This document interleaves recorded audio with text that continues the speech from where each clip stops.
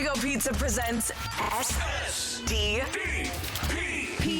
the Steve Dangle Podcast, with your hosts, Steve Dangle, Adam Wilde, and Jesse Blake. Let's go! Well, Wood was a player on the Toronto Maple Leafs. That's right. Too. Kyle. That's right. Welcome to the show. We're going to do a deep dive into Kyle Wellwood's career. Yeah. I would love that. One time he gave me a loonie at the zoo. Did he? He did. Was it a tip? He wouldn't let me give him his change because he was Kyle friggin' Wellwood and made a shitload of money. That's right. He And did. I, like a loser, taped the loonie to some receipt paper where I wrote Kyle Wellwood's dollar. Mm-hmm. And I taped it to the wall of the ticket booth at the Toronto Zoo, and I wouldn't let anyone spend it. Oh, How many career NHL goals did Kyle Wellwood score? 237. That is enormously high. I'm going to go with 84. 92. Hey! 92 goals for Kyle Wellwood. Closest by going over. So I win. Yeah, sure. What? Sure. It's supposed the That's joke how is supposed to be. Price is Right. Yeah. I did understand, but I don't think that works. Listen, only 94, huh? Yeah. I remember 92. 92. I thought we'd found the second coming. I was like, whoa, Yeah. this guy's so cool. Me too. He was so good in NHL 2008 or whatever it was because there was Ponikarovsky and Antropov and Lindros and all them. But then it was Wellwood. Passes to Svatos. Oh, man. Passes to St. Louis. Korea. It was awesome. Yo, man, there was a game where I think it was like 2004, 2005. Steve Correa was really good too. Like Steve Korea was really good in real life for a while. Yeah, he was. Like really fast. So I love those. Every game's got like a Marek Svatos, Steve Correa, something like that, where it's like this guy isn't this good in real life. But and by the way, Jakob Markstrom, who we will talk about later on in the show, he's been like a 95 potential for like 10 years, and now he's finally reaching it. It's amazing. Yeah, he's one of those guys. Do you know the Cliff Ronning story? Yes, you've told that on the show before. But go ahead and tell it Well, again. yada, yada, yada. He knew the guys who made the stats for the players, so they just made him friggin' sick. So for like years, too, before people started wising up to it, like Cliff Ronning was just friggin' sick. Unbelievable In in the all game. the NHL games. Hey, listen, you already know that we've partnered with Crown Royal to live generously.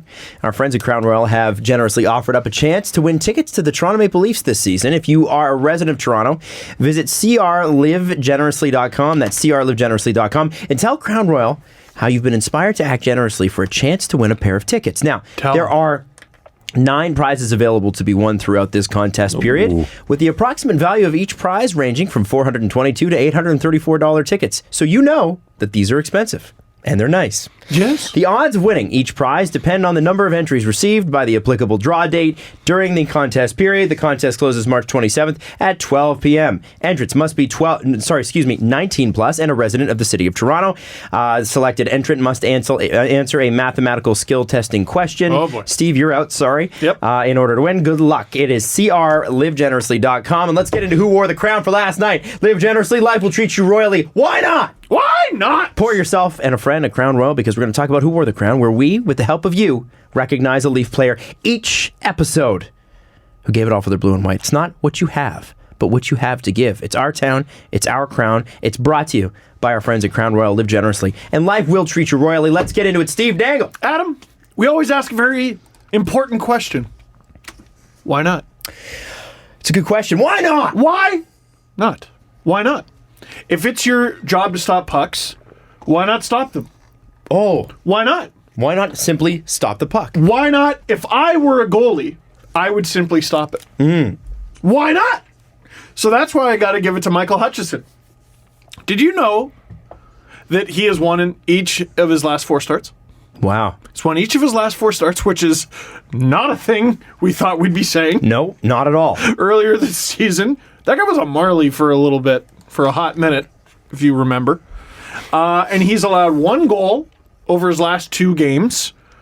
And last night, like, forget the stats. The stats are what they are. They can be liars, whatever. Michael Hutchinson looked more calm and comfortable in the Leafs net than I think we've ever seen him. Yep. He wasn't flying, like whenever Freddie or Sparks was really bad at this, or Hutchinson at the beginning of the season, whenever they're fighting for it, they're really battling for it, they will push themselves 90 feet out of the crease where they are in the corner and not going to stop the puck. Hutch stayed in there the whole time. He was calm, he was cool, he was collected. He looked like an NHL goaltender, and I think we owe Michael Hutchinson an apology. Or at the very least me. Well, let me read you this. This is from Jeff Fayette. Something flying under the radar right now. Michael Hutchinson is now up to a .902 save percentage since the coaching change, and his 2 worst appearances were in relief for Freddie Anderson in blowouts. In starts, he is a .927 under Keefe and a .948 in his last 4 starts. Is that good? It's encouraging. Why not? Why not? Why not? Small sample size, good numbers. And I like it. even before Keefe, or I think shortly after Keefe, I remember reading something like his workload was the hardest in the entire NHL, like just for the games that he played. When he's in, he gets shelled, basically. And would you look at that? Leafs putting him in a position to succeed. Islanders, good team. They have trouble scoring. Play him against them. Shutout. Sens, not a very good hockey team.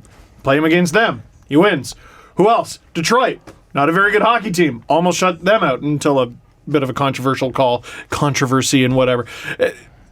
Don't just feed your backup goalie to the Wolves because that's the gig, and it worked once because Curtis McElhinney stood on his friggin' soul. Michael Hutchinson absolutely deserves the crown. Good on him. Good on Michael Hutchinson. Mine is going to go to 12-time scratchy Jason Spezza. You are correct. Jason Spezza, who was with one of the most unbelievable shots. You don't see shots like that anymore. And what I loved about it, and he scored on it multiple times now. Oh yeah, for sure. And like the thing is that first off, he had all the room in the world to shoot the puck, but to shoot it that accurately, that quickly, there was no pause. The puck goes over to him. Now, if you missed distance. it's from it's from above the hash marks, right? Like. I wouldn't call that a grade A scoring chance. No. Normally that just hits the goalie in the pad and that's it. Yeah. Like right in the chest. What I loved about that, though, there's something so poetic about it. This had nothing to do with Jason Spezza. We'll get back to him in a second. Is Zaitsev and Hainsey on Ottawa talking about what they were going to do to defend the power play. And you could tell that before the puck drops, Zaitsev kind of leans forward on his toes a little bit and doesn't have it together because whatever Hainsey told him, he's not going to do. And all 4 Senators went over to the right side. Literally, you watch the play from the net cam again.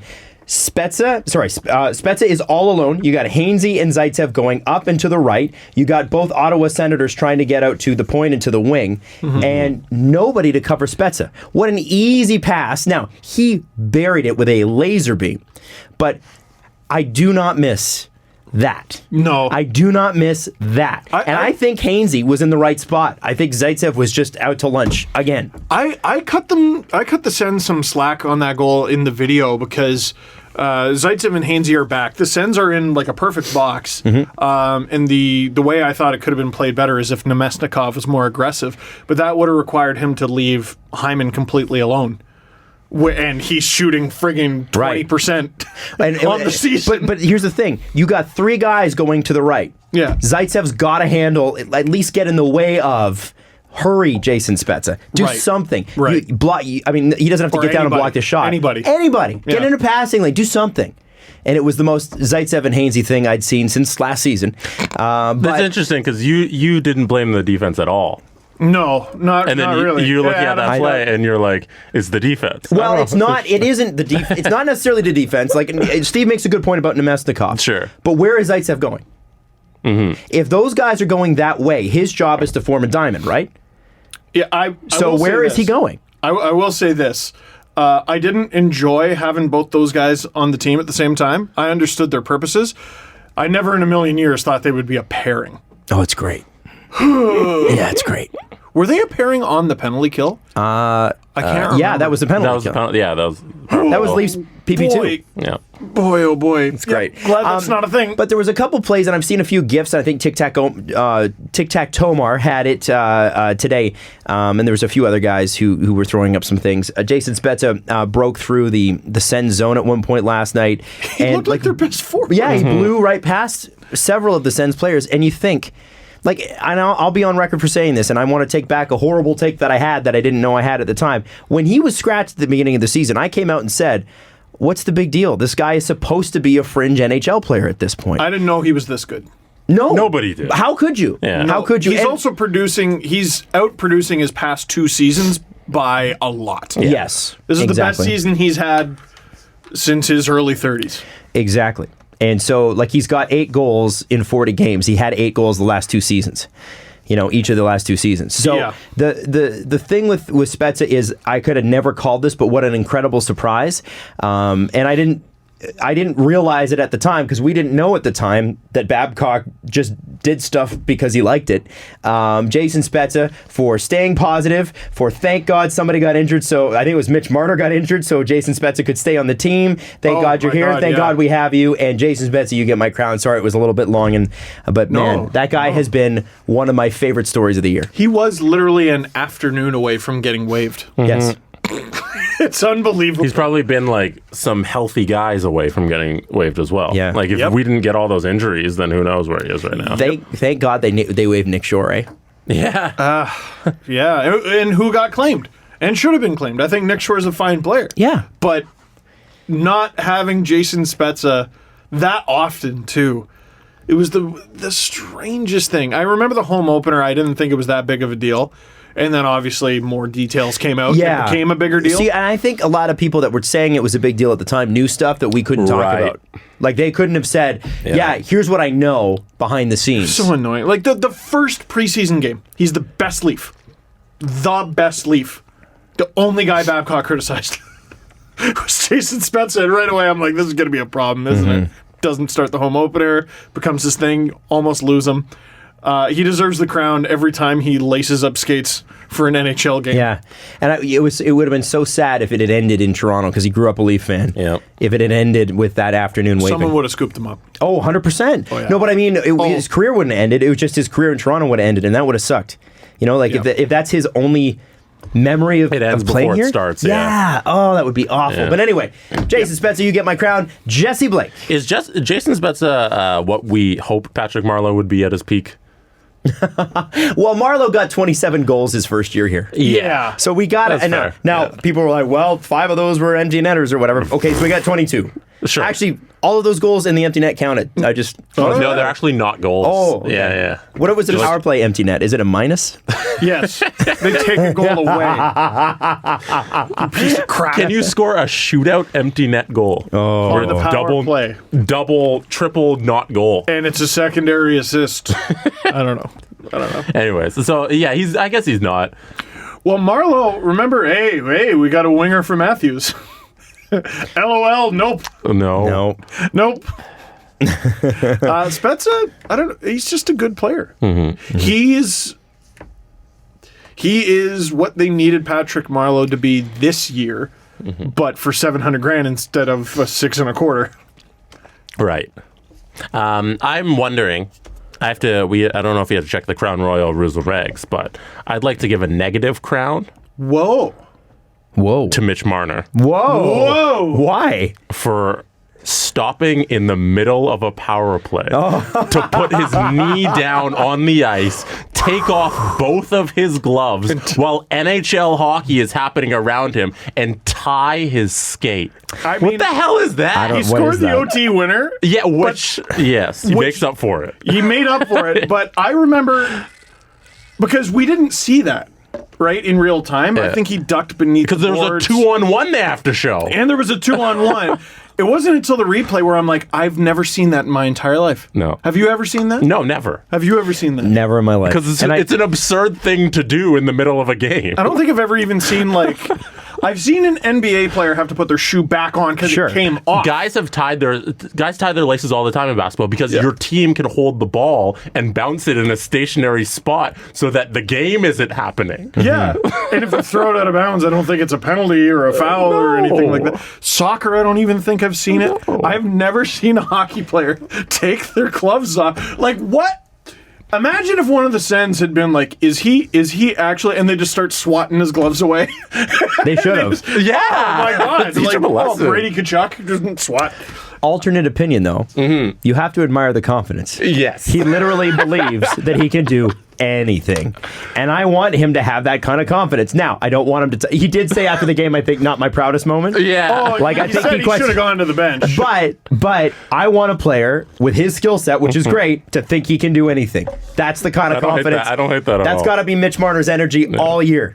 But it's still, you're an idiot for doing Yeah, that. idiotic. Okay, yeah. Sometimes that kind of confidence puts you in some trouble. But other times he does crazy shit, which Mitch stuff. He does the Mitch thing. I want to give a second crown then. Oh my god. I still have to give out my crown, but go ahead. My second crown also goes to Michael Hutchinson for preventing World War III. Because it would have my been, God, if we that had gone need in. a save there, and it's like he tied his skates. True.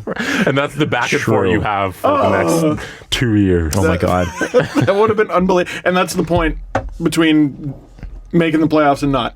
Right. Everybody goes back to the tie your skate gate. Because he tied his skates. I know. It's unbelievable. Skate to the bench. D-Dub. I have to give my crown to the man who opened the game with a breakaway that he couldn't finish. You know, they call him the Calgary-born Swedish man. They sure do. But Is that last game, he needed some finish. William Nylander had about 4 different opportunities where he probably should have definitely buried them.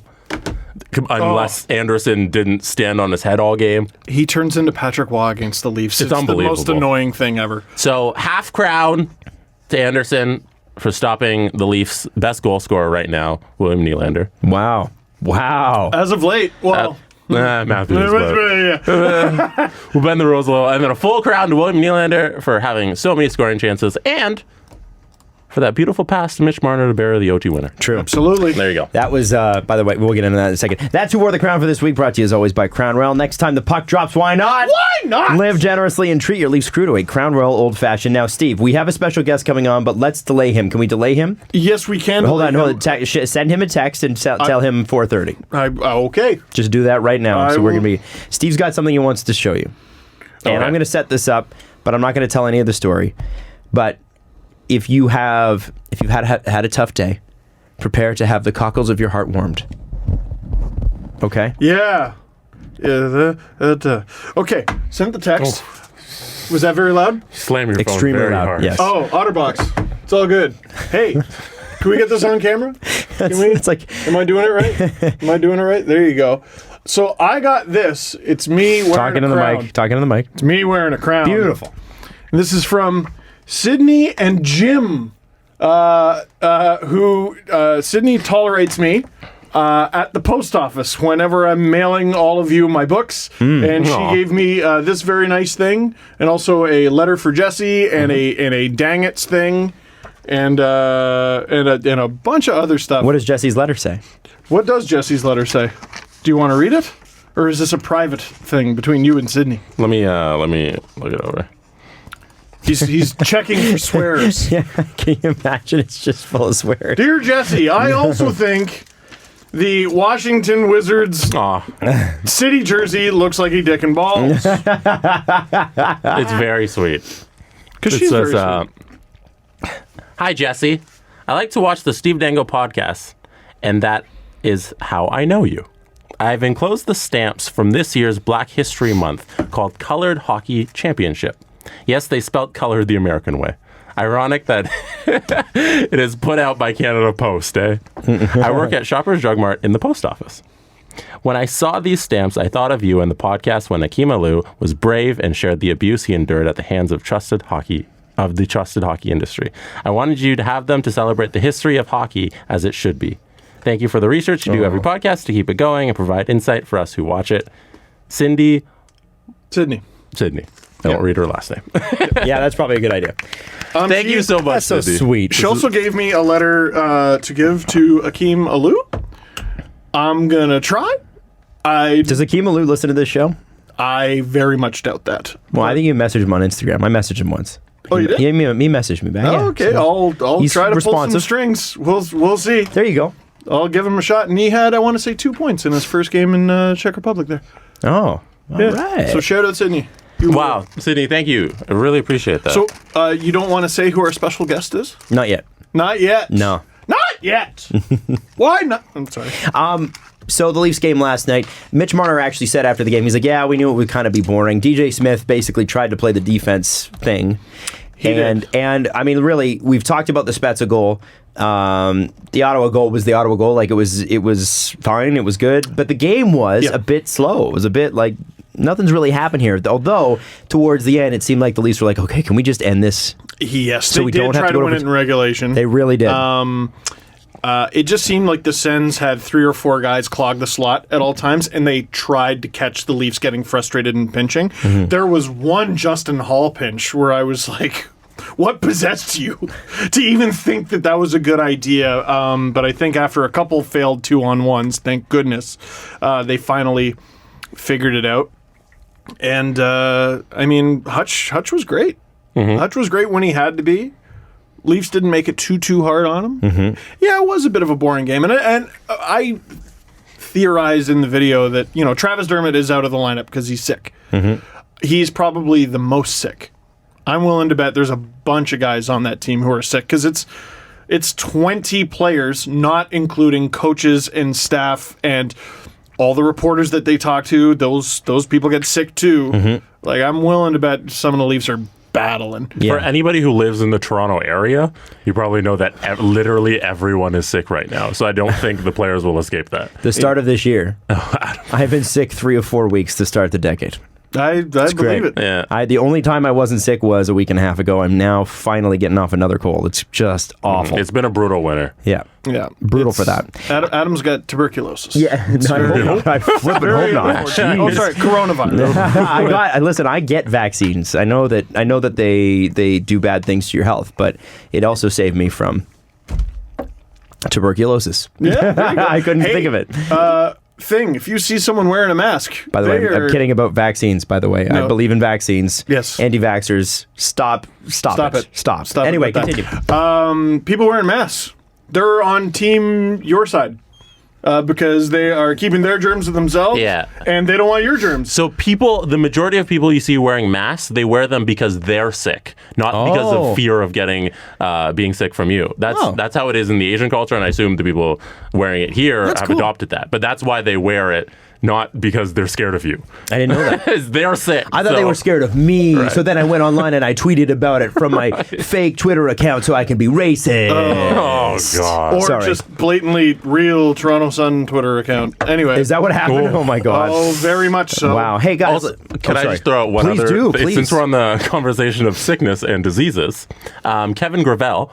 Oh, yes. Who has Crohn's disease. He was called up. So he was called up on Saturday for 4 hours so he could practice with the Leafs. That was the first time he could play hockey in 3 months. Jeez. Because I did not know that. He's been cycling through different medications and he was finally cleared for contact. And they're like, hey, we need an extra body for practice on Saturday. We're going to call you up for 3 hours and then you get to come play with the Leafs and practice. And that was his first contact in 3 months. I had no idea. Round of applause for Kevin Gravel. Man, yeah, great to have him back. And I know. But you know what? Also, it's no joke. Let me say this: good on the Leafs for doing something nice for the players, right? Like they've given everyone a little piece of the pie. For the last 4 years, they've made things intentionally hard on the players, and I know in some regards, some of that made sense. You didn't want to, especially with the young 3 superstars that they have in development. I understand them wanting to be like routine and take care of your body and don't get too wrapped up. Yeah, I get that. But then it's like, well, no, we're going to scratch Jason Spezza because, right? It became that's what it became. Let's overdo it, and it seems like now. There is a real heart and soul. They're still tough on the team, but there's at least there's like a little bit of like there's empathy. It's nice. Gravel got a call up and a little bit of money as a result. And no, he actually makes more money in the AHL. Does he? Yeah, because his contract is $700,000, and when he's in the AHL, it's not subject to escrow. Right. So when he goes up, he gets docked a little bit because he has to pay escrow. Oh, can I not? That's so exactly. So Wow, he doesn't mind being on the Marlies for the payday. Well, okay, so not Kevin Gravel then, but Kenny Agostino was called up, Jeremy Bracco was called up, Timothy Halmy was called up, Timothy Liljegren was called up. All kinds of guys were called up, and they got a little slice of pie. So the Leafs are Or got docked, apparently. the Leafs are going into Florida tomorrow night. Taking on here? Florida. Okay, taking on Florida. Sorry, going into the mouth of the Cougar tomorrow night, and they are officially back in a playoff spot. Yep. They are two up on the Panthers, who may have lost. I don't know about Barkov. I do know that he was injured last night. I haven't heard any updates today. They were optimistic was the last update last night. And the Leafs are up on the Panthers, but they do not control their own destiny. So if the Panthers win each of their next 2 games, they're 2 points up on the Leafs. Right. If the Leafs beat them, I think that, I want to say that negates the game in hand, but they still have it. The Leafs right now, if they were in a wild card position, have the exact, identical record to the Philadelphia Flyers. Both teams 28, 17, and 7. It would come down to their head-to-head. Isn't it, if I'm not mistaken, only 4 teams in the Eastern Conference have a negative goal differential? I don't have that up right now. And but the Leafs are, That is factually true. Yes. The Red Wings. The Red Wings have all of it. It's Buffalo, Ottawa, New Jersey, Detroit. They have negative goal. Definitely Yes. Detroit. And the Leafs are, Jesse, where are the Leafs in the whole league? In terms of goal differential? No, in terms of points. Points, they are 8th. They're 8th. They're 8th place in the standing overall. And they're And they might not make the playoffs. Yeah. And That's they're 2 Florida something's got to wins. give. That's a little weird. Something's got to give. That's it's horrible. That's you not a imagine way to it's organize a league. Imagine you have a top. God. I mean, Florida's 14th. Florida should be in a spot. Yeah. They're comfortably a top half team. Calgary is 17th. And where does Calgary sit? A wild card? Calgary currently in. sits in Top the wild card. first wildcard spot. Yeah. Bottom half of the league. That's the way it goes. It's tough. It is a tough. There's It's going a to tough be a one. little bit of that, but the Leafs are what? You said 8th? Yeah. But they're a playoff spot. 8th best team. Yeah. Yeah, I know. It's staggering. But they've won 3 straight out of the All-Star break. So have Tampa and Boston, unfortunately. Those haven't made any games up on them. But, you'd expect Boston and Tampa to be great. And what's amazing is how Tampa's closed the gap with Boston. Only 5 points separate them. Tampa's got a game in hand. That's going to be an interesting race to watch. I sincerely hope that Tampa doesn't win it. I just don't want to see Boston and the Leafs in the first round again if it happened. But I thought Tampa was way up on the Leafs. I think it's only 4 points. it's not much. Well, no, it's 6 points. Oh, is it 6 now? 69 to 63, yeah. So, nice. It can be done. It can be done. There's a lot of season left. So, with the Leafs playing the way they are, and again, it's sort of similar to what we have last episode, is this something where, there's been a lot of trade talk lately, right? And Matt Dumba's name has surfaced, and Josh Manson's name has surfaced. Kapanen. Elliot kind of poo-pooed that on headlines. On Manson. The Manson stuff. I think it would cost too much, and then it's like Anaheim's a rebuilding team. Why would they get rid of a cost-controlled deal? It doesn't make sense. And years ago, they have this guy, they have this guy, they have this guy, and they've already gotten rid of Montour. Like, are you going to keep any of them now? Yeah. What was the trade proposal you read out to me before the show? Do you have that? Oh, was it terrible? Where is that from? It was so bad. No, Jesse, it's so good. It would take me. It's so fair. It would take me forever to find it. Where was it? Who had it? I can't find it. So it was like Kapanen, Bracco, Liljegren, and a first for Dumba or something like that. It was absolutely ridiculous. Yeah. Here I'm trying Matt to find Dumba is not Nick Lidstrom, guys. He's good. You don't know that. Okay, But he's not Nick Lidstrom. Matt Dumba would tell you Matt Dumba's not like Nick Lidstrom. so I'll just go through this. So there's KWN Storm, aka Keefs Meefs. Nice. On Twitter. He's just retweeting a bunch of really good ones from Cap Friendly. So the Leafs Oh no. the Leafs trade to Dallas John Tavares and Cody Ceci. Oof. In That's a return- lot of salary. Wait, we're trading John Tavares. And Cody Ceci. So we're trading $15 million. to Total Dallas. worth. Yeah. In exchange for Ty Dellandrea, who's a first-round pick of theirs, Jason Dickinson, my former ping-pong partner, Dennis Gurianov, Rupe Hintz, Matthias Janmark, Jason Robertson, I believe brother of Nick, and Riley Tooft. So Jim Nill Why? basically wanted to float that just in case. Why? Here's one. To the Edmonton Oilers, Mitchell Marner, Trevor Moore, Emili Rasanen, and a 2020 third-round pick from Columbus. That's important. For?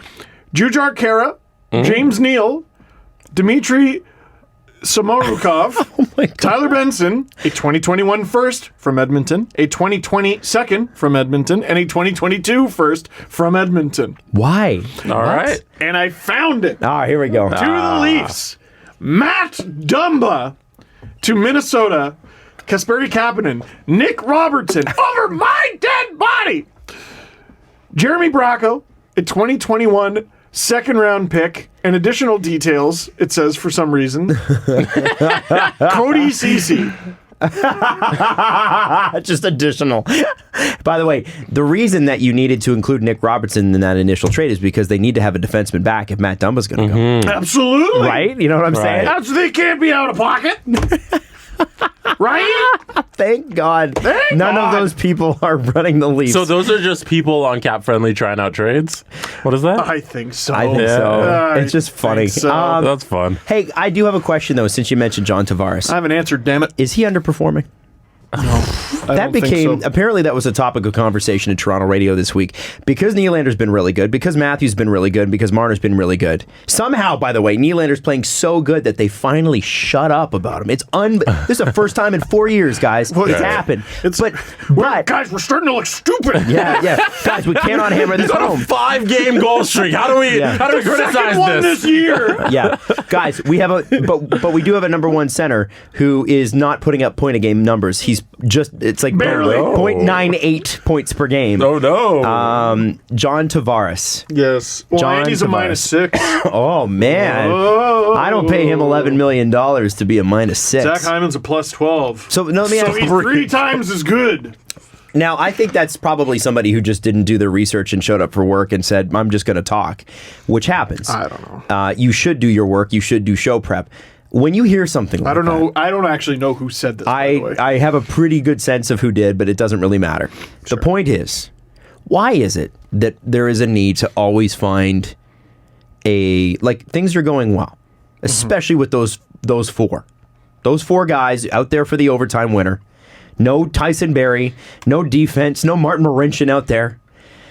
Last night, it's John Tavares, William Nylander, Mitchell Marner, Austin Matthews. Abolish defense. Yes. Hashtag abolish Full defense. send. Yep. Full send. It was amazing, and it was so great to see.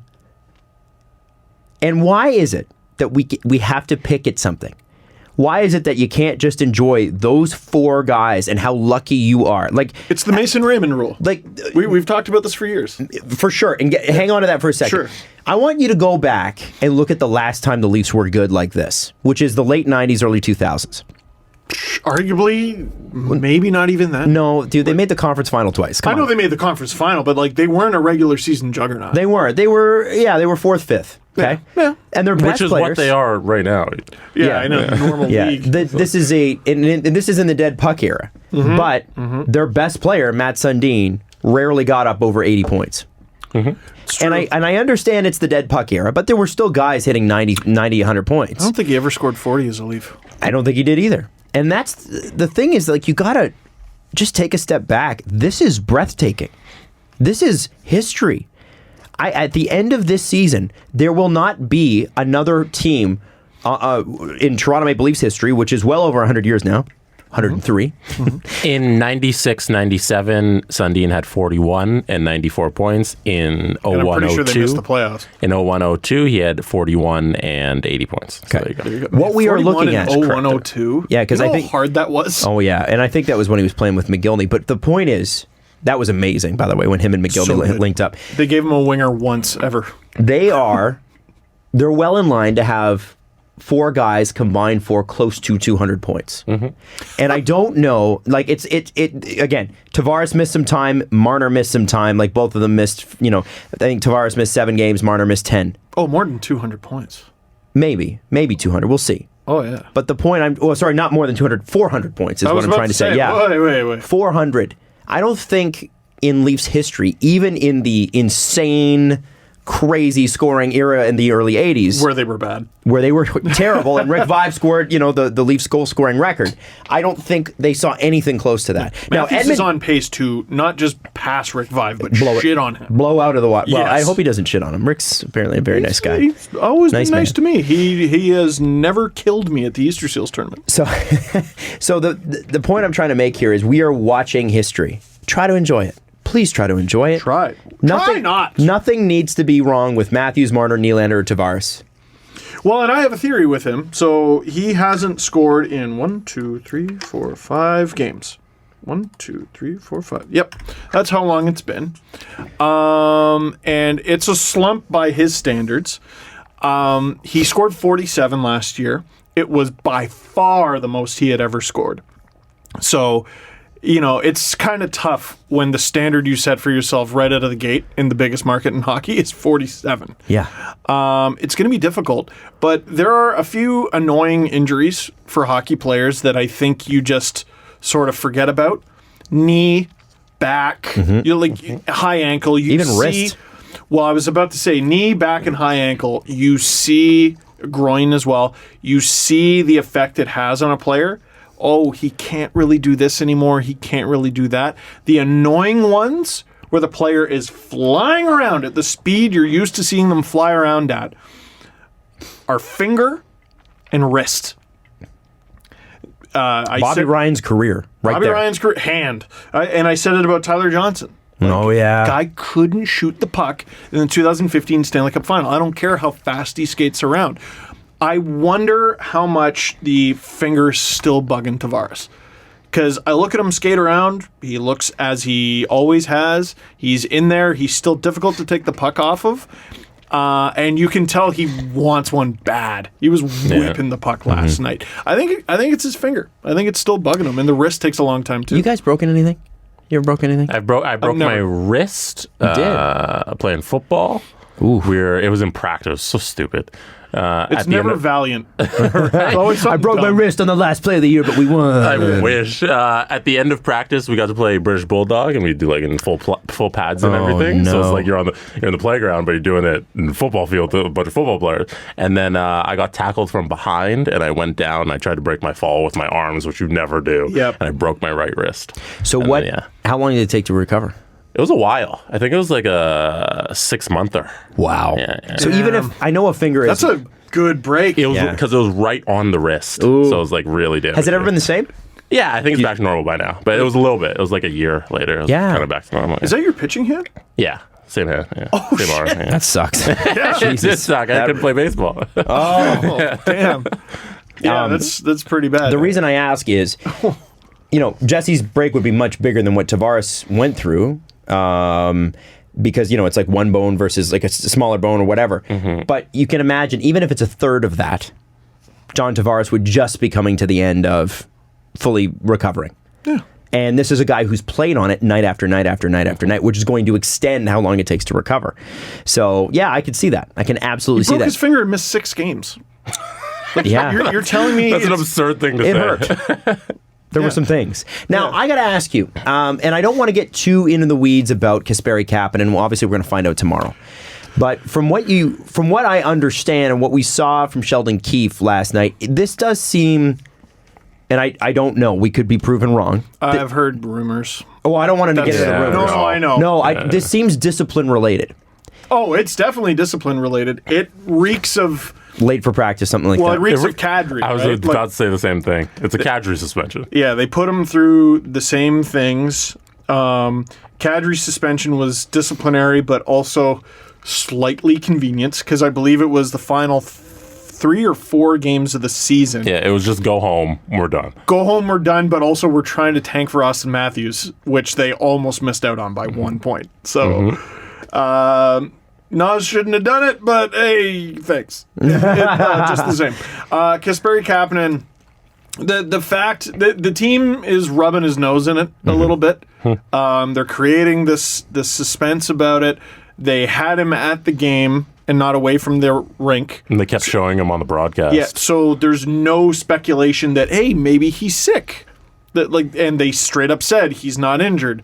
So We'll let him address it at practice tomorrow. we'll let which will him be address tomorrow. it. So they're making him deal with it, which I think is the right way to do it. Not necessarily humiliation, but a little embarrassment and shame. I don't know what happened. I don't know what he did. I think which one of you said it sounds like he missed a practice or something. Well, That was Adam. Yeah, but it was like, isn't that what That was a good Kadri did? guess. Like, we don't even know what Kadri did. I think it was, and Brendan Shanahan came out at that time and said if it was the first time, You would have wouldn't be been hearing different. about it. Yeah. That's what he said about Kadri at the Yeah. time, Yeah. not about Kapanen. And it should say something that, the Leafs are scratching him this late. into the season. These are important games. Important they points. Need every Imagine point. they hadn't won last night. Yeah. They're tied with Florida. They With 2 games, and Florida's got 2 games in hand. and the game winner's a power play goal. And Yeah. Kapanen is one of their most important penalty killers, if not the most important. You know, so he's going to get his nose rubbed in it before practice, which sucks because we should be talking about how the Leafs have just won 3 straight, Yeah. and they're heading into their 53rd most important game of the season against the Florida Panthers. So I don't know what it was. Hopefully it's reserved. Sheldon Keefe said it's a one-time thing, and he said that as a fact, but also there was an air of warning. He's like, it's a one-time thing, and you better make it a one-time thing. Yeah. Or Yeah. we will send you to Madagascar. Yeah, I think that, I'm sure message sent. People make mistakes. He's in his early 20s. Like, I think, whatever it turns out to be, and I doubt we even find out because Barry Kapanen is one of the most boring quotes out there. I would, or at least from my understanding anyway, you rarely hear him quoted. You rarely see him on TV. I think he probably goes, it was a situation and it's been resolved. I bet that's what he says. Oh, yeah. And I bet it's just because he was late and probably had too much of a good time at one point. Or, man, I've slept through alarms. It's happened. Yeah. So, I mean, it happens. I don't know. It happens. I don't, unless it was something particularly egregious, I don't really feel the need to know either. Yeah, if it was egregious, it wouldn't be one game. Show up to practice. Yeah, exactly. Exactly. Now, Steve, At Amo. Jesse, Yes. I hope you stayed up late last night. Oh, yeah. I hope that, Steve, if you were going to do a YouTube video about the Battle of Alberta, but make it like you would if you were that YouTuber that does Red Dead Redemption videos, how would you title the Battle of Alberta on YouTube? Gretzky and Iginla join line, bro. I like Grant Fuhrer versus Mika Kiprusoff. I'm going to break this chair. Mike Vernon versus Annie Moe. That's probably what I'd do. And like, no, I would like Photoshop. I would like loosely Photoshop like a steel chair into Cam Talbot's hands. Just Adam and a tweeted heavyweight out. belt into Mike Smith's. Adam tweeted out before the show. He wanted people to send their salacious YouTube headlines. Yes. Do you want to read some of those? Well, this one's great. It's from a guy named Neon, but it's N3ON. And he's a kid, and he's like, Donald Trump, sorry, one of his is he was on stream, and he's like, Donald Trump swatted me, which is where you call the SWAT team to your house. So Donald Trump swatted him. So called Yeah. the FBI on his stream. That's right. That is the claim. Is the claim. That's the claim. Now, he got 44,000 views for that. That's pretty good. That's more than we get. And we put effort That's like into a decent LFR. Yeah, like For frank's sakes. that's more than we get on the YouTube channel anyway. Combined, we could outdo that, but we could not outdo this. Oh, good. Neon, again, is the next video from 2 weeks ago. Neon is dying. That got 170,000, and it's him in a hospital bed with a hospital gown on. And then Man, Trump's such a dick for swatting that dying him guy. because he's dying. And the next video is Neon's final words, ... 133,000. And then the next one, that same week, he's gone, ... And it's clearly his younger brother. 229,000 views. Like 250,000 views. And then, this is the best. An entire week goes by, and there's a video, and it says, I'm fighting Jake Paul. I'm alive, ... 215,000. And then next video, I got exposed. Now, was I got exposed in January? I need to know this. I don't know. There's no video on it, but yeah, it would have to be. Yeah, I got exposed. There it is. Yeah. That's the formula, folks. Listen to old Steve. He knows. Oh, my What's the God. formula for everybody that doesn't know? The formula is have some sort of controversy to drum up views in December because your CPM, basically the amount of money you make, goes through the friggin' roof. In December. And then when you need to lie low, do it in January when it completely tanks and you make no money at all. Right. Here's another one. 5 Fortnite YouTubers who have sworn on accident. You mean by accident? On accident is my favorite dumb thing that people say. I love it. This guy, I'm Jay Station. is like he's got 5.5 million followers on YouTube, and this guy does enormous numbers, and all of them are like most of the Greater Toronto area is subscribed. Yeah, it's crazy. So his girlfriend Alexa calling my dead boyfriend on FaceTime at 3 a.m. challenge. Star actually worked. Star. So he's the one. Do you guys remember last week when I sent you the dude who faked his girlfriend's death? Yes. That's him. Yeah. That's him. I thought he sounded And he's from Toronto, which is... No, Yeah. he's killing it. Look at this from 9 months ago. Bracket, scary. Unbracket. Summoning my dead girlfriend at 3 a.m. challenge. Star actually worked. Star. And then another one. Bracket, scary. Calling my dead girlfriend on FaceTime at 3 a.m. Star actually worked. Star. And then there's some other ones like this one. Prince murdered in Illuminati blood sacrifice satanic ritual. Oh my God. That got 3,000 views. Another one. The future of American healthcare. Debate with my mom. Some guy named That's funny. some guy named Destiny. Which I feel like I need to watch that. No. Now, this is great. No. From Joe Jenkins. Playing Don't Stop Me Now Until Somebody Stops Me. That one's hilarious. And the video is over an hour and 20 minutes long. And the next one, I gave my credit card to random people, and it's just a little girl in a Capital One car. 10 million views!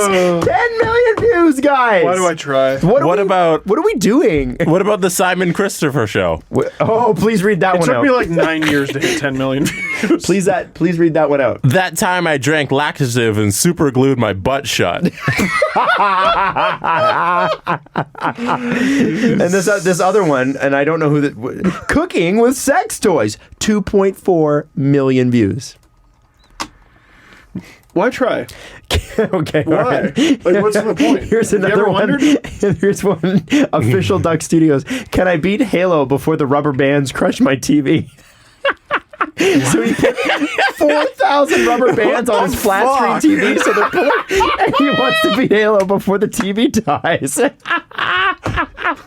Okay, that's pretty funny. I mean, listen, if you can crush a TV, if you got the money to do it, why not, right? That guy did really well at that. I just don't like things that are blatant lies or like almost feel like predatory. Or You know what I mean? that you like the SoFlo Antonio. Oh, we're doing a social experiment. Like When they're actors. yeah, like, screw clearly. that. And it's like, yeah, he goes up and feels their people's butts, and you see their reactions. Like, no, he didn't. Joey Salad's pissing in his own face and then running for Yeah. Congress. What the hell is the world? running for Congress. What is the world? Any of the prank stuff on YouTube, I don't like it. It's crap. Yeah. It's bullshit. Well, it's all of it's fake. Yeah. It's just fake. Well, that like, there's a Dave Chappelle bit and a Christopher Walken on SNL bit that are basically the same, where they have like prank shows, but then it's like, we robbed a bank. Right. Or like Christopher Walken is like, oh, he like shoots someone. He's like, what a prank. Yeah, And that's just what people do now. The YouTube prank videos are literally, I murdered my dad.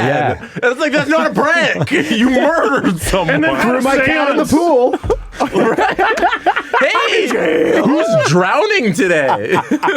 That's just what it, but playing Don't Stop Me Now or whatever it is until someone stops me is really Hilarious. funny. And That's destroying really- your own television, that's I'm going to go home and watch it. That's great. Yeah, no, that's funny. That's Who funny. thinks of that? By the way, keep them coming. If you have egregious YouTube titles that you've clicked on, we want to see them. Please send us the screen grabs. We definitely want to keep reading those out because they're so much fun. So good. Now, is this the most Mark Bergevin thing in the world? We never talked about the Battle of Alberta. Oh, Battle of Alberta. Forget it. Forget it. Who cares? We got the whole game to talk I'm about. going to guess in 6 minutes. By the way, goalie fights. What was poor Cam Talbot?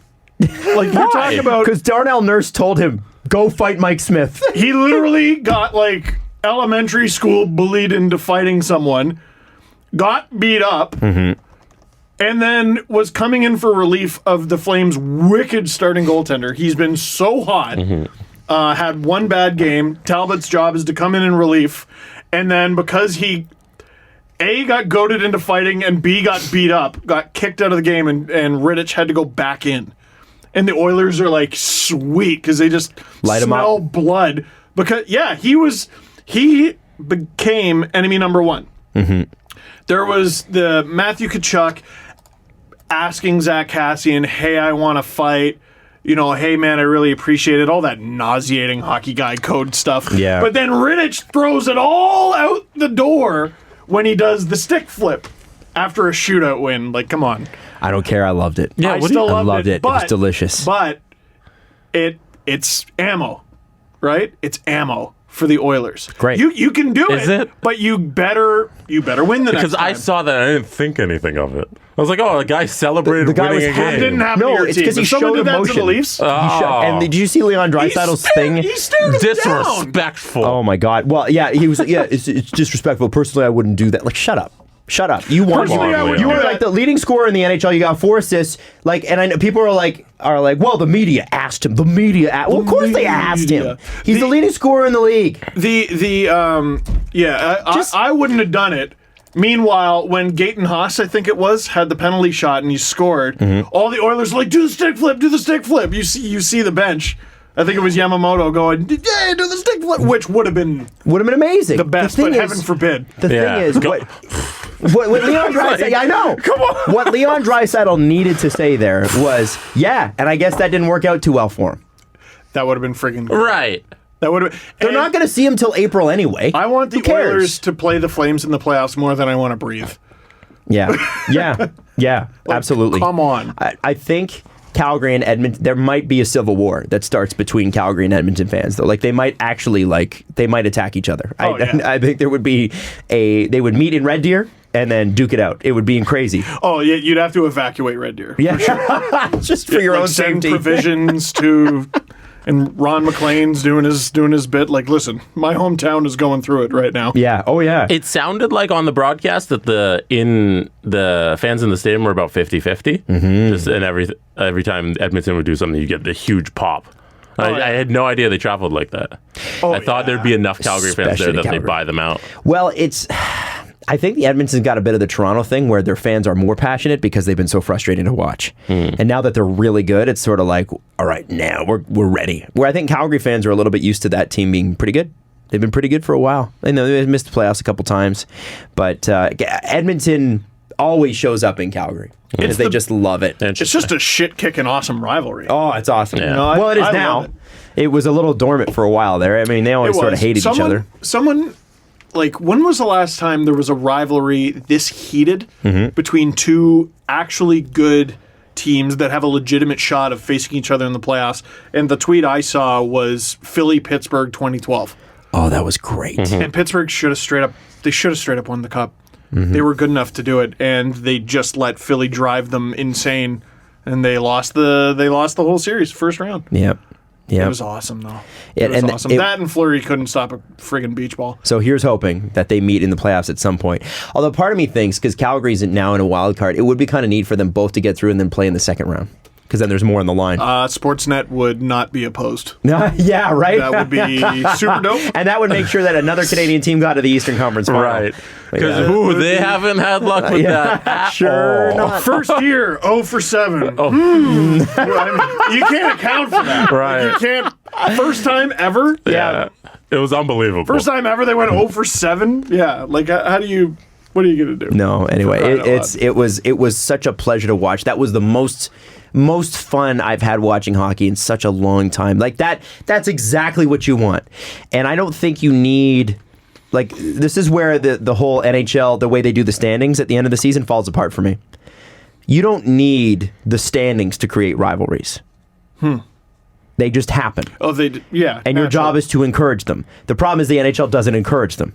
They think that by putting, one team, and these two teams will play each other even though they're second and third, and this team will play the seventh team, and this team will play the eighth team, and making it super complicated and stupid. They think that creates rivalries. When what really creates rivalries is two really good teams who hate each other. And it doesn't. The Leafs and Canucks had a great rivalry a couple years ago. Yeah. There was a game where I was like, I am circling this because they hate each other. It doesn't matter. It just sort of happens, and you can't force that. Calgary and Edmonton, they're 3 hours away from each other. The fans hate each other. The teams hate each other. It's awesome. The Leafs are 5 hours away from Montreal and 4 hours away from Ottawa for driving. And we're dying. There's no for hating. There's no hate. But we hate Boston. Yeah. And Boston laughs at us and they tap dance on our grave. Yeah, there isn't a good one with Toronto. We're dying for Ottawa. We're dying for Detroit. We're dying for Buffalo. Any one of those three would be perfect. Every year it's like, well, this might be the year Toronto and Buffalo. Yeah. Really get And then into it. Buffalo wins 10 straight games and then doesn't make the playoffs.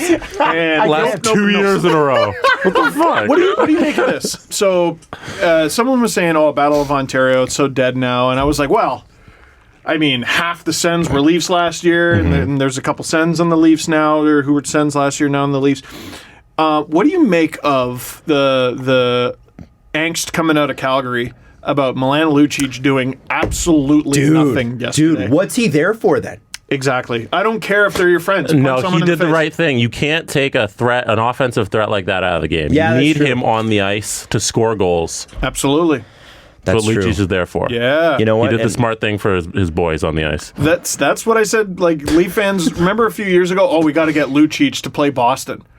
You think Milan Lucic is going to stand up to Boston? He's not. No, absolutely not. Yeah, he's going to go toe to toe With the guys he won the cup with. Yeah, tooth and nail. Yeah, he's going to fight Chara. Get out of here. Adam McQuaid or any of those. Yeah, I know nope. McQuaid's not on there anymore, but it's just, it's not going to happen. But he should have. I mean, grab someone for crying out Right. loud. And you're right. Like, it's not a matter of, like, that is his role. That's what he does. When Treliving picked him up this summer, that's what he said he would do. And they got their asses kicked. And where was he? In the corner, looking scared. At home. At home. It's embarrassing. Versus X team. Yeah. It's embarrassing. And that's the thing. Like the April 4th game will be amazing. It's the last game of the season. It'll be so much fun to watch. Again, Mike delicious. Desai home ice Yeah. between can you imagine? them. But at that point, do you think, first off, cooler heads will prevail and they'll make nothing of it going into that game? And also, you don't want to get injured right before the playoffs. Right. However, Break your hand. if that's the game that we see them, and we know they're going to play in the first round against each other, we could have 8 Calgary-Edmonton games in a row. Do you think at a certain point, though, Lucic finally goes, okay, yeah, I know they're my friends and I like them, but I'm going to have to do something here? Like, because the heat's up on him in Calgary today, and the heat's up on Monahan and Goudreau because the stars for Edmonton showed up, the stars from Calgary did not. Yeah, the funny thing about that game is it was never close. Edmonton ran them out of the building right away. Right away. And Cassian. Yeah. Cassian with the second goal in the first 5 minutes. Casshole. Ooh, that hurts. Yeah, I love archaeology. With Kachuk on the ice. Castle. Yeah. Yep. It's just perfect. It's just perfect. Oh. I love it. Now, we have to call, speaking of Buffalo, we have to call a friend of ours, and we want to bring him on. We are so excited. So give us a second. So this guy, Duane, he calls a radio station, WGR. It's a big sports station in Buffalo. Little heated.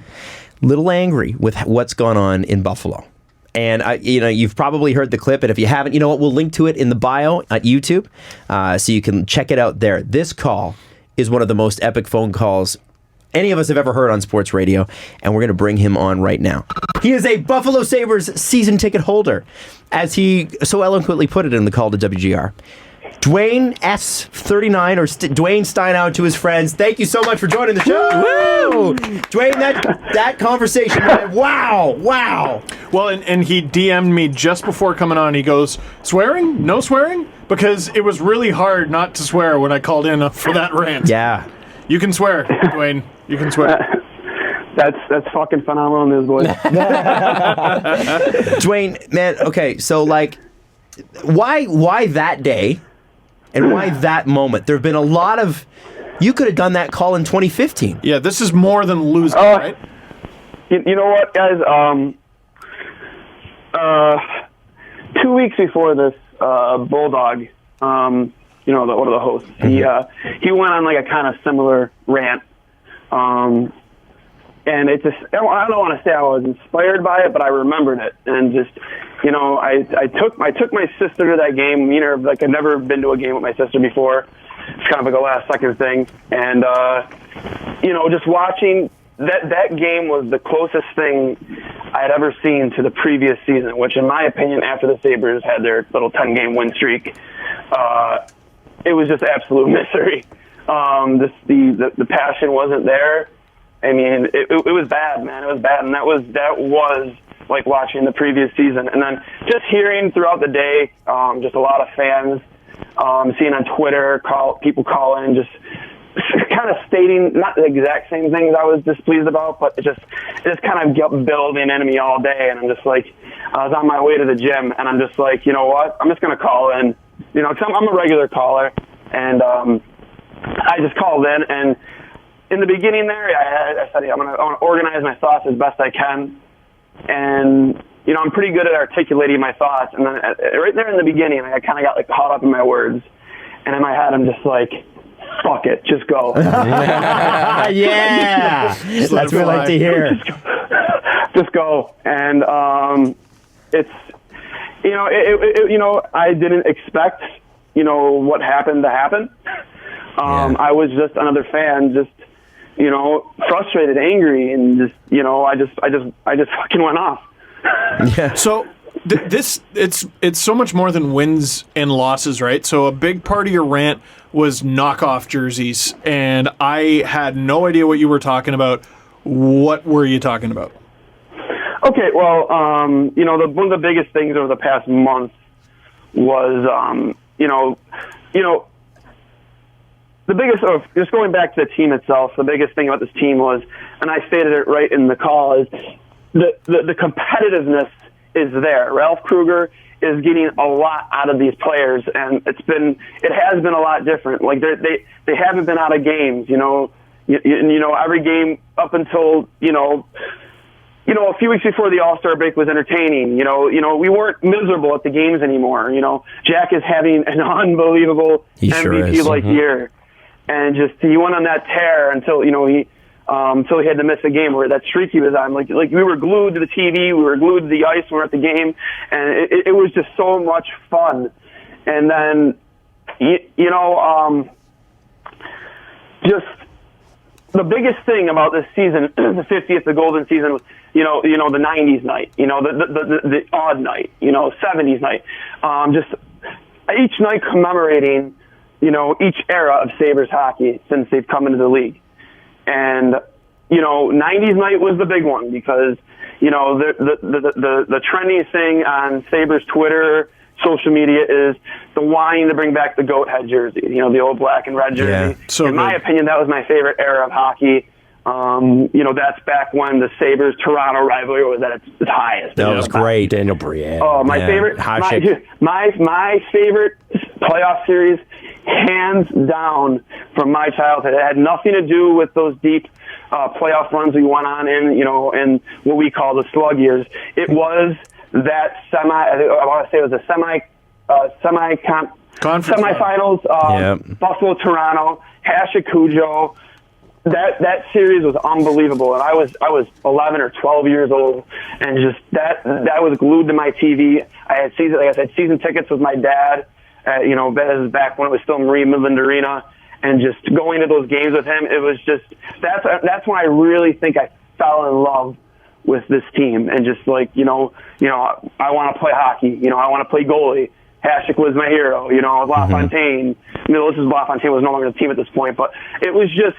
You fell in love with that team and that jersey, and I can't tell you the number of goat head jerseys I have in my closet right now, man. And we wanted that jersey, and we saw what the Canucks did because they came into the league same year. And the one thing that was so blatantly obvious on Sabres Twitter and any social media was bring back that jersey for one night. Mm-hmm. One night. And there was a lot of speculation leading into the night. We weren't sure. No one was really going to. Then we heard maybe it'll be worn during warm-ups. And then we got nothing. And then the alumni come out in these jerseys, and it had the goat hat on it. I don't know if you've seen the pictures. Oh, I've seen the pictures. They were not the jerseys. In fact, they were complete knockoffs and looked like beer league jerseys. Oh, and yeah. I'm like. And then on top of everything else. By the way, just to interrupt you, Duane, for just a second, the goat's head. On the jerseys. First off, the collars are not right; they're just gray. The second is that they're not centered properly. Yeah. And keep going. I'm not going to interrupt you. Keep going. No, you're fine. You're fine. Screw it. So, and you know what? I'm like, and then we find out it wasn't made. We weren't made aware of it right away.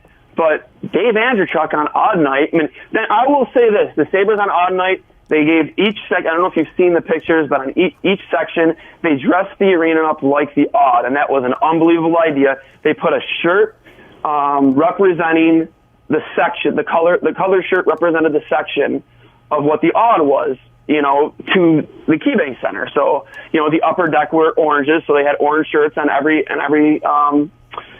seat, so it looked like the old Odd. If you were to if you go back and look at those pictures, that was an awesome idea. Everybody got a free shirt. It was cool. But then they trot out alumni with misspelled names on the back of their jerseys. Dave Andrechuk's name is misspelled. The all-time leading power play goal scorer is what? And then we find out as Sabres fans that I'm not sure how this got leaked, but from people I've talked to, have said that it was a missed deadline with Adidas, where oh my God, the Sabres weren't able to use those jerseys because the NHL has a contract with Adidas, and you're only allowed to wear so many jerseys. And it just it blows my mind. It's just like the incompetence. It's like, how do you leading into this year, that's what we want. The second they announced 90s night, that's what we want. We want that jersey. How do you miss a deadline? How does that happen? And who's accountable? Who's responsible? And there's nobody comes out. Nobody says, hey, sorry, we fucked up. We screwed up. Nothing. And then, it wasn't just the fact that they laid an egg that night against Ottawa. It was just everything before that, and it just tipped me over an edge. And then listening and reading what Sabres fans had to say the next day, I got on that phone call, and I'm just like, you know what? Fuck it. And there's other things, too. The fact that enough 50th, the commemorative jersey for the 50th year, they didn't order enough jerseys for fans to go throughout the year. What? They only ordered so many, and there was a huge demand for jerseys. A huge demand for jerseys, and they were out. They were out. God. I mean, they might be out now still. I don't know. They ran out. I remember I went into because I bought a Duane, I had to buy the actual one with the fighting straps in it because they were out and they weren't getting any more in of the Fanatics jersey, the cheaper one. Which, I mean, I'm not trying to say I'm cheap, but it's you shouldn't have to pay the $300 for the Authentics. Yeah, you should be able to get exactly. Fanatics. I shouldn't have had to. Yeah. It's the 50th year. Why aren't there enough jerseys?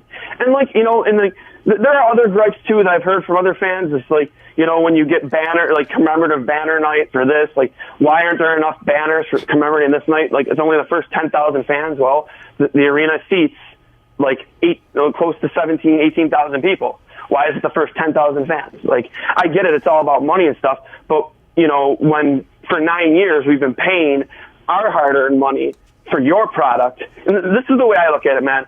Any sports franchise, they work for me. They work for me. I'm the consumer. You're doing your best to provide me with a product. And it is within my right to complain about whatever we want. And this is the product on and off the ice. And I'm like I said, I will never call for somebody to lose their job. I don't want to see people lose their jobs. But the biggest thing I want is accountability. Show us that we matter. And that has been so it is so neglected, man, for years now and years.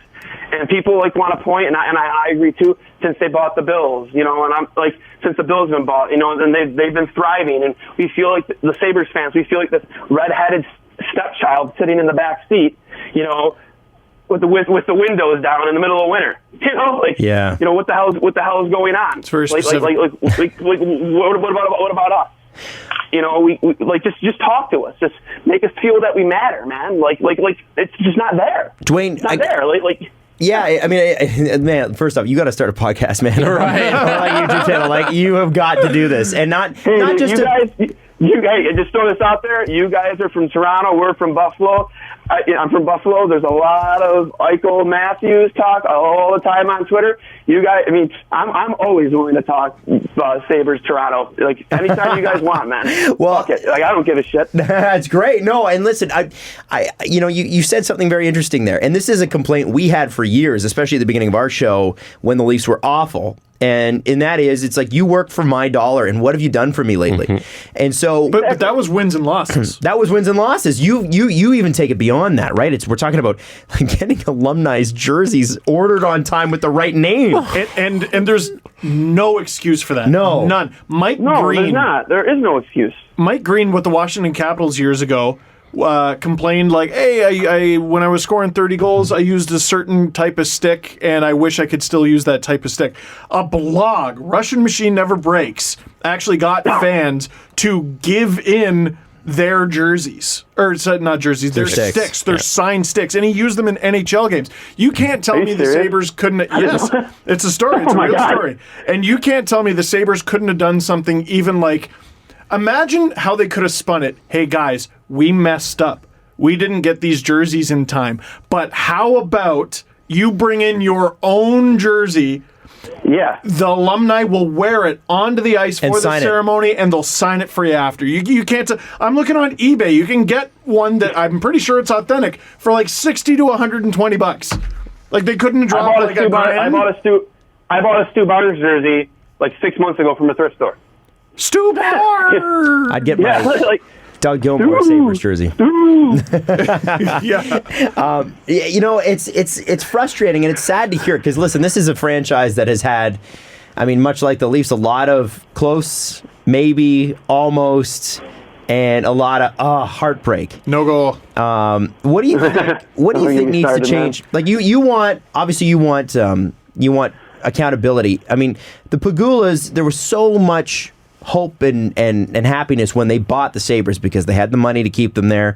They had the money they wanted to, the part of their thing is investing in Buffalo. Yeah, they're throwing their money around, for sure. For sure. From what we've heard, they're frustrated. So the issue is, it's something within the organization. Where do you think it stems from? And follow up to that, has anyone from the organization reached out to you directly? Nope. Not a single person. Wow, that's surprising. Yeah, because we know the Pagulas have heard the clip because they called the radio station to have it taken down. Is that there's a lot of conjecture about that, and I have my own reasons for believing that is what happened. Mm-hmm. But WGR went on record, I think it was yesterday, and said that they were the ones that took the clip down. But I mean, I don't know. I think that's just saving face. I mean, when you have a clip that's doing numbers for you, you have to take it down, right? Yeah, absolutely. Here's the thing. I think the biggest mistake they made was taking it down. Yes. Because it made you go viral. Then it became a thing. Because it was catching. It was getting wheels. The wheels were spinning on it when they first put it up because people wanted to hear it. But then the second they took it down, and then people realized it was taken down, that's when the shitstorm happened. That's when I saw people start tweeting like, "Okay, let's make this go viral." At first, it was just being passed around like, "Hey, here's this guy freaking out, and it's kind of funny." Then it became like a cause. It's because I was speaking for pretty much what everyone's been feeling. I'm not trying to be some fucking messiah or some put me on a pedestal. I do not want that. I don't need the notoriety. I have enough going on in my life. If good things come from this, great. But you know what? I just want, at the end of this, I want it to be fun to watch my team again. I want, I don't know if you guys ever been to a game in Buffalo. Yes. Like back in the day. But those walls can shake, man. Those walls. These fans are, and people can debate me on this all day they want, but these fans, we are second to none. Second to none when it comes to, paying it forward, giving it back, supporting our teams. Like, Bills Mafia is just a part of it, man. Mm-hmm. Like, you see how well we travel. Yeah. The Sabres, when they're playing well, like, it is no different. No different. We may not be putting each other through tables in the parking lot, but you know what? We are making the wall shake down at KeyBank Center. Which is probably more productive. like those deep cup runs, during the slug jersey years, it was insane, man. You couldn't walk down the street without seeing somebody wearing something Sabres related. People starting chants in grocery stores. It was nuts, man. It was insane. And it's just second to none. And I will say this, because you guys brought that up earlier, and I don't know if you read it. I did write an open letter to to Terry and Kim. Oh, wow. Where can we find that? I don't know if you guys see it. It's right on my Twitter handle. So it's Duane S39. Yeah, it's right on my Twitter handle. I can if someone out there that's listening wants to retweet it, I can retweet it right now. Okay. But I wrote them a letter explaining myself because I heard that their daughter was getting harassed to some capacity after the phone call. People were tagging her in my rant, the clip with my rant, and she disabled her Twitter account, and then she kind of lost it a little bit on her Instagram page, which I think was also put out there.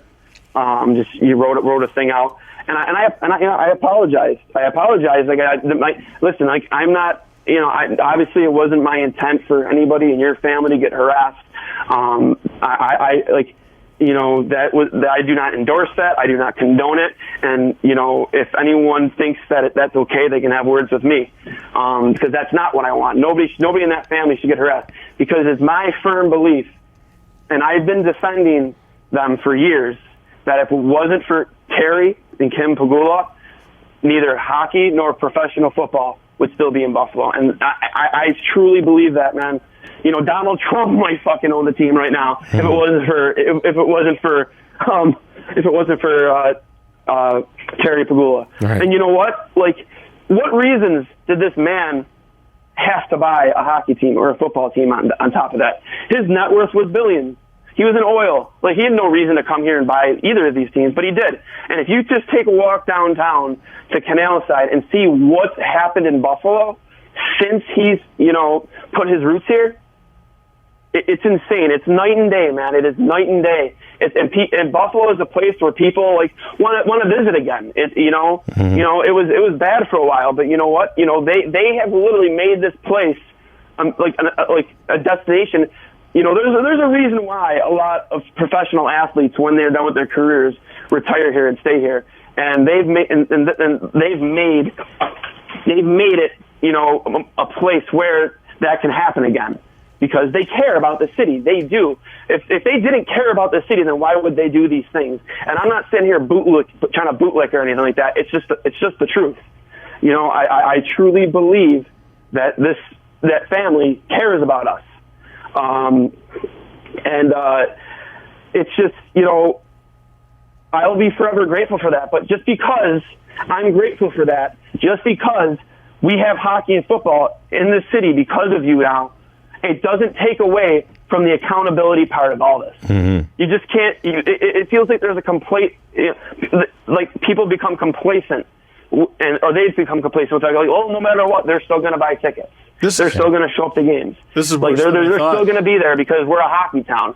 Well, you know what, man? Even when they're winning right now, it's really not that loud in the arena anymore. Yeah, it's really not. And a big part of that, I can get behind the idea that the team might not be good this year, or I was cautiously optimistic coming into this year, thinking that they might be able to make a playoff push for a wild card spot.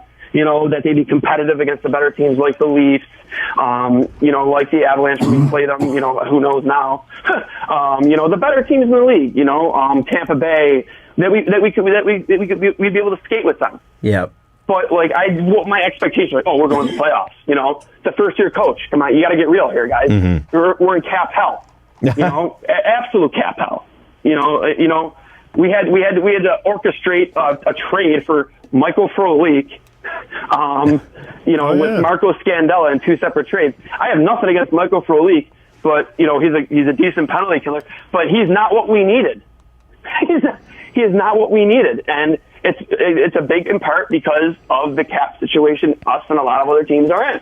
If you want to bring something in, the same amount of money has to be going out right now. Right. And I get it, so I can accept that. But why can't you just make the in-game experience matter, the off-the-ice experience? In my opinion, if I know my team may or may not be competitive, it's on the fence, I am doing my best, my very best, to make especially this year, Especially this year. Especially! Fuck it. Especially this year of all years. Like, literally, all hands on deck. Like, throw as much money in as you got to, man. Like this is the year of all years. The 50th damn year, Duane! like shit, man. Like a jersey off a player's back at the end of the season isn't cutting it anymore, man. What they do at the fan appreciation night, where they select 18 to 20 fans to come on the ice and they take the jersey right off the player's back. Oh, that's a cool experience for 20 fans. Like, cool, awesome. But it's another disappointing season, and it's the same goddamn seats. The same seats we've been sitting in for years. The same, just there's so many things. Like I brought it up on Twitter the other day. We used to have this thing called the Sabres Carnival back when I was a kid, where one day I was too young to remember what type of fee it cost to get in there. But every player was at a table. Obviously, you wanted to get their autograph. Like I there were RC. You could play with RC cars of players on the floor of the arena. Cool. Derek Plant was in a dunk tank, I think. Like there was things, like what I mean, like there were things that they were doing to improve the off ice product to make kids, not people like me, kids who are going to be like people like me, fall in love with this team. Right. And everything I've done up until this point in hockey, all the coaching, just the my playing career or lack thereof, I'm just a beer league scrub now. But everything I've done was because of growing up watching guys like Derek Plant, Dominic Hasek, Dixon Ward, Brian Holzinger, Jeff Sanderson, Steve Shields, Pat LaFontaine, Alexander McGillney, Rob Ray, Brad May, Donald Ledette. All these, I could go Stu Barnes, Jochen Hest, I'm just talking about the 90s guys in general. Michael Groshek. Michael Pekka. Alexi Jim. Fucking Vaclav Verada. I'll throw that one out there. Hey, Duane. Duane, I gotta say, this passion that you have, I hope somebody from the Sabres organization hears it. Mm-hmm. I know they heard it on the first call, but here's the thing. What the first call gave you was an angry fan. What we're hearing now is a guy who is a heart and soul Buffalo Sabres, die-in-the-wood fan who loves the team and appreciate what the Pagulas have done. Here's my challenge to the Buffalo Sabres organization, if I may be so bold. Reach out to this guy and listen to what he has to say. And maybe listen to this interview a couple times, too. Because we really didn't interview. We asked you 3 questions, and you just went off, and that's great. Listen to what this guy has to say, because all his points are valid. What has Duane said today that's unreasonable? Has there been one thing that Duane has said that's been unreasonable? And so, absolutely not. So my challenge to the Buffalo Sabres organization, not the Pagulas necessarily themselves. I think they've done a lot of good for Buffalo as well, Duane. But maybe the Pagulas would be great. Reach out to this person and say, what are your concerns? Kind of like a restaurant does when a customer lodges a complaint. Because here's how it works. If you don't like the food of a restaurant, 99% of people will just leave and never come back. The one person who complains is the one person who wants you to do better. Listen to what they have to say. You don't have to take everything, but you could at least listen to them and go, maybe we could improve on that. Take the constructive criticism. Duane, you are reasonable. I love your ranting. We love your ranting. Please continue this. And you have their attention, man. You are Lisa Simpson standing outside of the nuclear power plant right now. And you got all of Buffalo Sabres Nation standing right behind you. I hope you know that. Yeah, Duane, thank you so much for your time, man. I know, and just if they do reach out to me, man, I'm very willing to talk. I'm also, again, I said before, I'm not trying to be the guy put up on the pedestal. I'm not trying to be the Messiah. Neither was Lisa. I'm not trying to be the spokesperson. I'm just a fan. I am just a fan. But I am more than willing to just, honestly, what I think is just common sense stuff. Yeah. I don't know how hard it is to run one sports organization, let alone 2, because that's what they're doing right now. But what I feel and what you guys said before, it's not unreasonable. It's common sense, if you ask me. Mm-hmm. And again, I've talked to people over the last week who have gone to Sabres games outside of Buffalo and at different arenas they've been, and they said these places treat these fans like gold, like the in-game experience. And I remember when it was like that, and I don't think you can't take for granted what a good goal song can do for the fan experience, or what the type of music you play can do for the in-game experience, or just switch things up every once in a while. When you play certain games with fans, switch it up, keep it interesting. Make people, even if the team isn't as good as you'd like them to be, make them want to bring their kid to a game just for the in-game experience, because that's what they're there for. The kid, at the end of the day, is a 6-year-old kid going to be, as upset as me when the team loses? No, they're not. Hopefully not. No, they're not. But you know what they're going to remember? They're going to remember, all the stuff that was going on around them. Right. All the stuff that was going on around them. And that's what I fell in love with when I used to go games with my dad, because the experience was so surreal. It was so insanely good. And I just earlier I was going through pictures of old Kodak pictures of games my dad took pictures of from the finals with Hasek. I have a picture somewhere, I'm still looking for it, of, as I said in that call, Jeff Sanderson scoring, tripping over the sides of Eddie Bellafor into the net. I was sitting right behind the net for that. I lost my fucking mind. Duane, man, listen, we not because we want to, but we got to cut you off because we got to move on to our next subject here. But dude, I love your passion. Our listeners I can't wait for them to hear this, because they're going to love your passion, because this is what it's about. You're the fan that they're looking for. Teams die for guys like you, and you're absolutely right. The Buffalo Sabres can no longer take their fans for granted. And you know what? Nope. You said something about, I don't know what it's like to run 2 sports franchises. The thing is, these people are billionaires. They know how to run an organization. I'm sure they can figure it out. So, absolutely, I agree. Thank you for your time. Thank you for your passion, and thank you for helping us realize again why we love our teams too, man. Thank you so much. Oh yeah, I know. One thing I'm looking forward most to, dude, is that revitalization. It started of our rivalry, you guys, us and you guys. Man, I cannot wait, man. It's more than relevant again. Us too, man. Us too. Have a great day. Okay. You two guys. Thanks, buddy. Have fun watching the game later tonight. Yeah, buddy. DUANES. Yep. 39 on Twitter. It's a shame when you get a guest who just won't talk. Yeah. We didn't really have to say anything. I told you, that guy's got to start a podcast. But friggin' love him. Better have a host to corral him, though. Let him just go. He needs an Adam Wild hard. If there's a Buffalo Adam Wild, please. Yeah, by the way, everyone who's not from the Greater Toronto area listening to this, that guy lives 2 hours away from us. Mm-hmm. Completely different accent. Completely, because of an invisible line. It's the invisible line. The invisible line. You drive 2 hours in any direction but stay in the country. They won't sound like that. They don't have dollars in Buffalo. They have dollars. Dollars in Buffalo. I just love him. He was great, man. And you can see, when you hear him get fired up, it's oh, yeah. You just get fired up with him. Anyway. Well, and the next game the Sabres have at home, if it goes squirrely, I hope he knows there's going to be Duane chants. People are going to have Duane signs. If the Sabres really go into the ditch here, the season is going to become about Duane. Yep.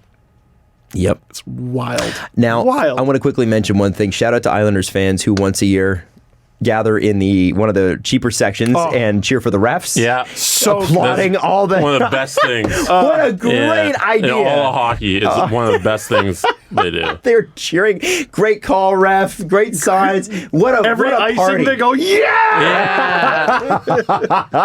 Really funny. It. What a great concept, and it grows every year, apparently. Apparently that group gets bigger every year. I want to do it. I want to go next year, too. I got a ref shirt. I want to go. I'll buy one. I don't care. The ref shirt would be triple the price of the Islanders ticket.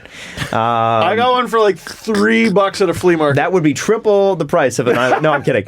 But it would be an absolute blast to do that. And shout out to Islanders fans that's very creative and very, very funny. So good. Well, Islanders fans, not exactly noted for their lack of passion. No, exactly. Now, I am going to cut us off early. I'm going to put us into a press conference now because Steve has a very special date to get to. So let's make this press conference quick because, can I say? It's the Super Bowl. It's not that, but that's okay. We won't say. And also my wife's birthday. That's there you go. SD. Jesse? The Steve Dangle Press Conference. The Leafs are one of 9 teams and the only original 6 team to not have a player score 1,000 points for the team.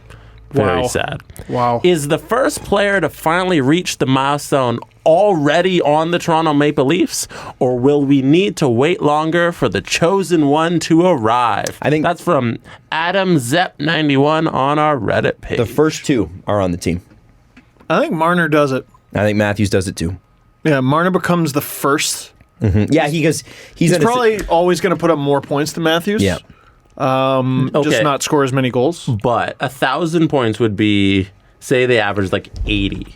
That's got to be like 13 years. That'd be disappointing for him. You think? Yeah, I think In a healthy season this year, he'd be over 100. The pace he's gone. But then he's got to keep that up for 13 years. I think you're going to take a dip in production at that some is point, hard, right? eh? It's a hard thing to do because it's not just you got to be good, you got to stay. God, Sundin Right. was 13 points away from hitting 1,000. Ah, come on! Sittler got 916, Keon with 858, Salming with 768 points. And if they had literally just let him do what he wanted to do, which was stay, he would have would've hit it in his sleep. Yep. Ugh. Crazy. How long is Marner's contract? 7? 7 years? 6. 6 years? Yeah, I think, well, listen, He doesn't do it in this contract, that's for sure. no. No, His resign. but no. But he Don't even try to I reason know. that. But he already went into it with like over what 250 points, something like that. It's Probably 60, 60, two 90. something. Yeah. Yeah. So When Marner is a grizzled vet, like when he hits 30, I expect him to be around that. So we're banking on Mitch Marner plays on at least a decade in Toronto. that'd be nice. Yeah, I think he probably wants to.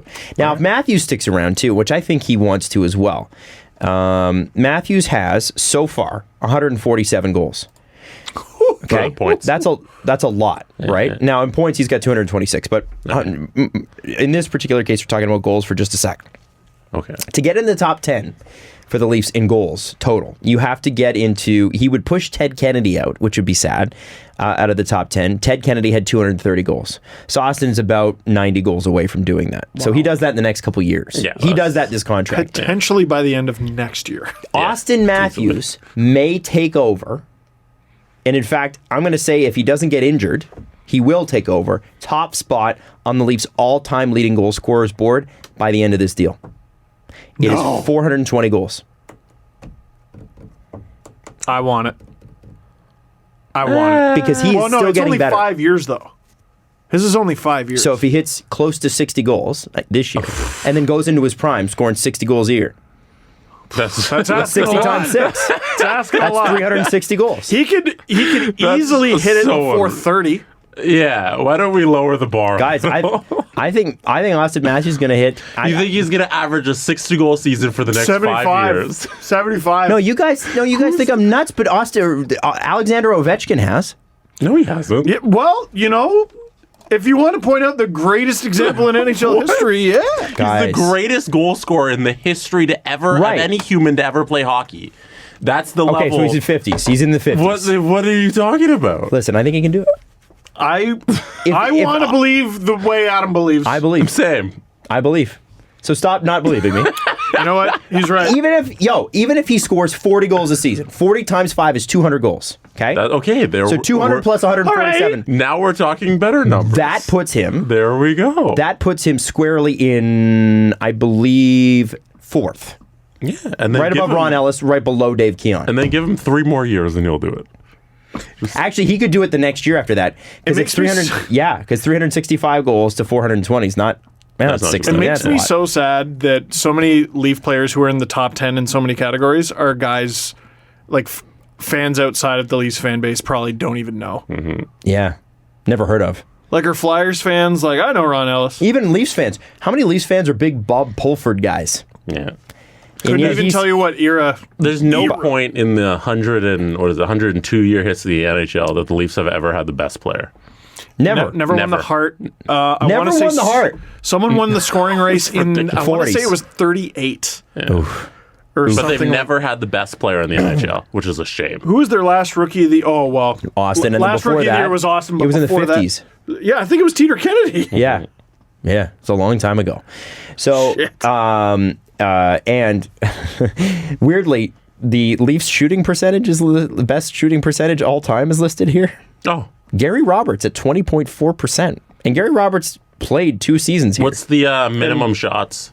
The minimum shots, I don't know. I would think Jeremy Williams would, and scores. Yeah, and I think you probably gone. it's a minimum amount of games, I would imagine. Yeah, I don't know what it doesn't say on reference. But I assume the reference is good with that, so I assume Yeah. it's like a reasonable number. Yeah. It's got to be like 1 season. well, I mean Terry Martin is number 2, and he had 205 points in his career. Played near 500 games, so Yeah. I don't know who Terry Martin is. I've never heard of him. No. I finally ran into Craig Simpson in St. Louis. Okay. And we just got to chit-chatting, and I go, you're actually one of my favorite bits of trivia. And he goes, what's that? I go, you have the highest career shooting percentage in the NHL. And he goes, oh, yeah, single season, too. What? Yep. That's awesome. Yeah, Craig Simpson, look at it. His career shooting percentage is stupid. It's like 20%. Wow. It's, yeah, he scored a lot of goals. When he shot, it went in. Damn. And cool. I want to say the single season, it was like 30. It was You should've probably shot love more. that you brought it up. yeah. Oh, yeah. Those guys know. Yeah. It's They one of all those keep track things. of that. One of those things I love. Craig Simpson is a great piece of trivia, and also most shots all time. I bring it up all the time. It's Ray Bourque. It's a defenseman, and he holds the record by like 900. Wow. Yeah, it's And he used to just fire slap shots when slap shots were relevant. Tyson Berry. he did. Tyson Berry. He took like 8 shots a game. Stop it. So mad at Tyson Berry last night. Took another effing slap shot. Dude, stop. I love him. No, I love him. I love Tyson Berry. I've decided I'm going to be stubborn about Tyson Berry. He's been great. What's he had? Like 26 points in 30 games since Yep, Keith took great. over? He's been great. Great. Stop the slap shots. Nope. Keep it. going, Tyson. You're doing great, sweetie. What else we got, Steve? Or Jesse? We're good. Who do you think will win the Super Bowl? The red one. But Steve, if the Super Bowl was a YouTube video. Pat Mahomes is Tom Brady. Who do you think will win the Super Bowl, Steve, who can't probably name both teams? It is the Kansas City Chiefs and the San Francisco 49ers. Good job. And I want Patrick Mahomes' team to win because everyone seems to like him. I don't know. If You're a Mahomie? if I had to identify him like at gunpoint, I couldn't do it. But he's of the very best at football and will win. I honestly hope that the Chiefs win just for Andy Reid's sake. Andy Reid is poor Andy he's Reid. the Bruce Boudreau of the NFL. Right? Great regular season success, always eliminated in the first or second game. Andy Reid, who's their Head coach. right? That's right. Right. And when they went to the Super Bowl for the first time, and he went to the Super Bowl, I think this is his second time. What was Jesse? The other time was in Philly with. Yes. Yeah, idiot. Who doesn't know that? They're like, "What did you do to celebrate?" And he's like, "Oh, I had a cheeseburger and went home." Now he's a legend. Now I love him. He's a legend. So Andy, I hope it's Andy Reid. Who do you think? I'm going with the 49ers. The better defense usually knocks out the better player. True. So I'm going to put my money on the safe bet of the better defense, which is the San Francisco 49ers. And they have Richard Sherman, right? They do. I feel like his reaction to losing the second Super Bowl negated his first Super Bowl. So he needs to win this to get back to 1. Yes. And I also think he's a person who would never be happy with losing anything. Yes. Correct. Wait, has Richard Sherman smiled ever? No. those muscles don't work. He's still mad about Crabtree. He's still mad. Fun fact about the 49ers. Their stadium is located in Santa Clara, which is like a 50-minute drive away from actual San Francisco. Oh. So it'd be like if Be like the Sens. Yeah. It's like Canada. Or the Leafs play, where's like 50 minutes away from here? Oshawa. Oshawa. Jeez, that's far. Yeah. Hamilton. Anyways. Wow. But they call them the San Francisco 49ers for some reason. They probably at one point played in San Francisco. Right.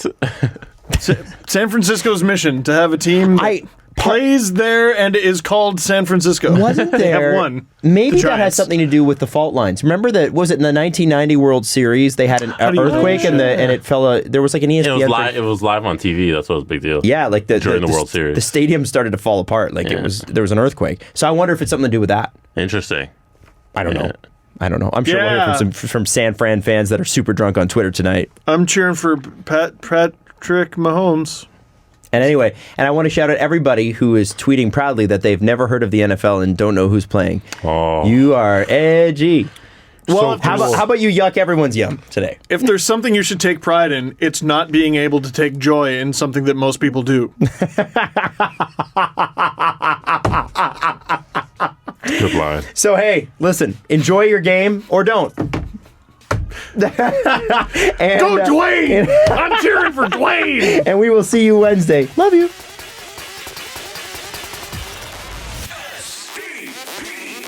The Steve Dangle Podcast. Follow the guys on Twitter at Steve_Dangle, at Adam WYLDE, and at Jesse Blake. Brought to you by Panago Pizza. Order at panago.com and stuff your face with deliciousness. Connection complete.